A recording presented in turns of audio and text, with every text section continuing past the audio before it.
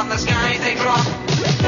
Just keep coming. 3 out-of-this-world games from Atari, the #1 video computer system with more games than any other. Everyone's gone Atari, the #1 video game. Hello, ladies and gentlemen. I am the amazing Atari Aficionado, and welcome back to another Versus episode. So, first things first, I gotta make a quick announcement. Today's episode was originally going to be about Missile Command versus Missile Commands. That is correct. I do have Missile Commands on the 2600 and the 5200, and I really enjoy Missile Command. And I was really excited to play the 5200 version to see the differences in control and how it looks and how it plays and stuff. But I cannot get this working for the life of me. If I am able to get it working, by all means, obviously there will be an episode. And maybe at some point down the line, I'll just talk about Missile Command on its own, because it is a fantastic game.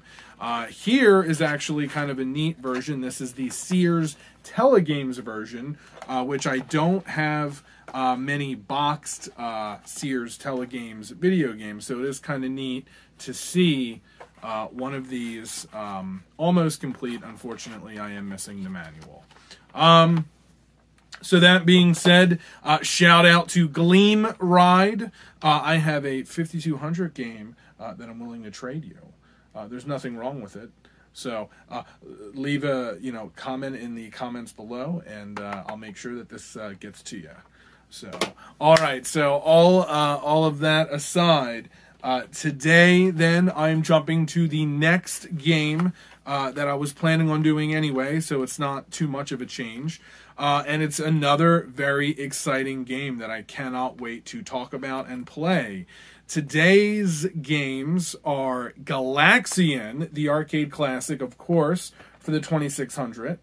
And I was lucky enough to find this sucker in the box, which is really nice. One of the silver boxes, later releases. Still has the original Sears sticker on the back there for $32.99. This obviously did come with a comic book.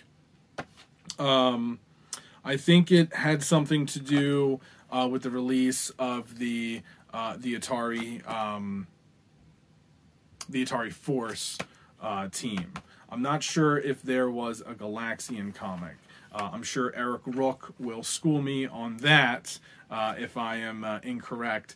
And then here is the Galaxian 5200 cartridge. Unfortunately, I don't have any of the overlays. I don't have the overlays for any of the 5200 games.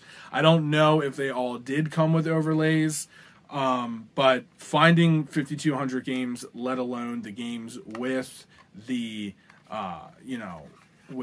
with the overlays or with the manuals or in the original box or with any of that stuff, is honestly it's pretty difficult. I worked at a video game store for years, shopped at multiple other video game stores over the years, and I've never really seen any. So it's just one of those strange, difficult things being an Atari collector. But anyway, enough of all that. Let's just get right down to it. So, as always, round one, I like to talk about the cartridges. So, obviously, the 2600 has a little bit of a crutch because I do have the original box, and getting to look at the artwork up close is absolutely beautiful. I love the back of the box, obviously the picture of the gameplay, which it never ever looks that good or that crisp. But I do give them additional points for finally showing a giant screen capture. They're usually really small and grainy, so this is really, really nice. Once again, this is based on the arcade game, obviously Galaxian, and not many people know this, but Galaxian actually came first, and then Galaga came later, and Galaga was a more refined, a little bit altered and a faster version of Galaxian. And I'm not going to lie, I definitely enjoy Galaga better. Galaga is clearly the better game. It's one of the few times where the sequel surpasses the original. But I have not experienced a whole lot of Galaxian on the 5200. So this is going to be a really fun Versus episode for sure. Right off the bat, though, not thrilled with the cover artwork on the 5200. Not really sure what they were going for there. I'm not really sure what that was supposed to be about. But when I think of Galaxian or Galaga, I'm thinking of space shooters. I'm thinking of outer space. I'm thinking of spaceships. I'm not necessarily thinking of these. This almost looks like some kind of Greek god, maybe 300 deleted scene, some kind of, Greek mythology stuff. It's cool and it's neat looking and it would fit a game like Joust, but I just don't think it really fits a game like Galaxian. And I know a lot of you are going to roll your eyes and go, oh, he's just such a 2600 front runner. But I'm sorry, it's clearly just an inferior cover. I'm not sure what that's supposed to be. They get credit for originality, but I don't know, I just don't get it. This is Galaxian. This is Galaxian. I don't know what the hell this is. So the first round obviously goes to the 2600. All right, so now let's get down to the gameplay, shall we? All right, ladies and gentlemen, I am starting with Galaxian on the 5200s.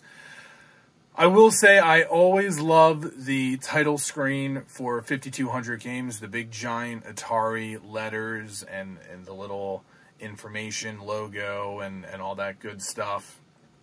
It just always warms my heart seeing that on an old CRT television. So anyway, so far I'm loving the look and the colors, so let's check out the gameplay. Alright, so one thing to notice, I'm not pushing this to the right. It is automatically just going to the right by itself. So already I'm having controller issues with this game. Okay, somehow I was able to get it to stop. See, this is the problem with the 5200. It's just got a mind of its own. So trying to focus on the gameplay and reviewing the game as fair as possibly.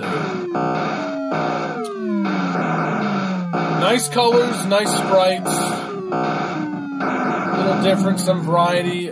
Difficulty, as always, is very high. And I feel like that is a theme, once again, like I said, with a lot of these 5200 games. Coming from the 2600, I guess they kind of wanted to up the ante a bit, which is fine. But if you're not used to the controls, well, then it's going to be quite the learning curve. So let's try this again.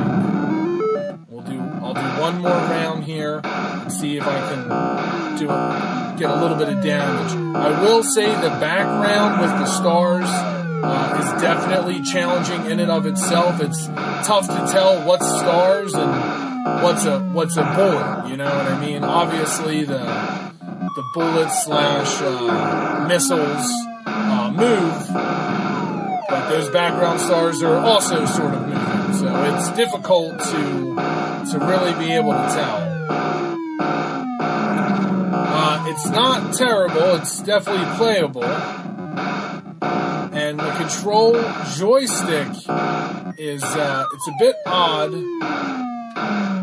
but I do like the feeling of moving it back and forth. It's just a shame that there's definitely a learning curve when it comes to using it.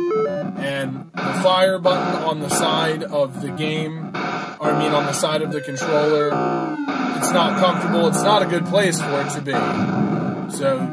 So far this is not looking too good for the 5200.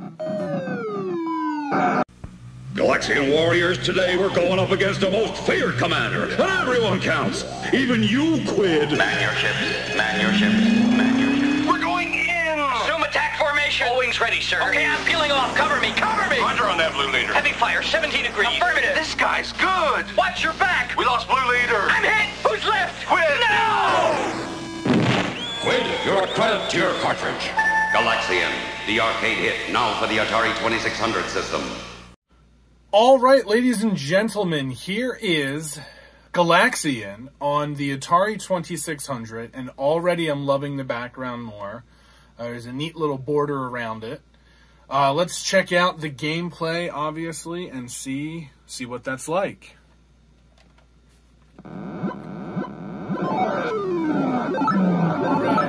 Already I'm digging the controls more, really liking the sound more.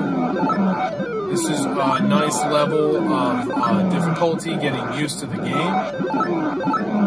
And this actually feels just a tad bit more like the arcade version for sure. Once again, I love this background. I understand what the 5200 was trying to go for, but it was just a little too much for the time. You know, having a black background is boring, but having a black background with a bunch of moving stars that look exactly like missiles or bullets or bombs or whatever flying at you, that's not really helpful. I get that it's added difficulty, but it's an unnecessary difficulty that just doesn't need to be in the game. I am absolutely enjoying this so much more, and I think there is a clear winner here. The look of the ship is pretty neat. The detail may not be spot on, but it gets the point across and it looks like the arcade. I haven't died once and I'm having a blast. I'm sorry, 5200, but this is a no-brainer. The winner is going to Galaxian on the 2600. So there you have it, folks. This has been the amazing Atari Aficionado. So, of course, there was absolutely no way I was going to end this episode without showing footage from the original Galaxian arcade game. Once again, this is from one of those Namco plug-and-play systems, so there's obviously going to be some minor differences from the actual arcade version and the sound and the picture and maybe even, you know, the actual enemies and things of that nature. But all of this stupid little nonsense aside, this is what Galaxian looked like. We are the Galaxians, and the mission is to destroy the aliens. So let's get down to it, shall we?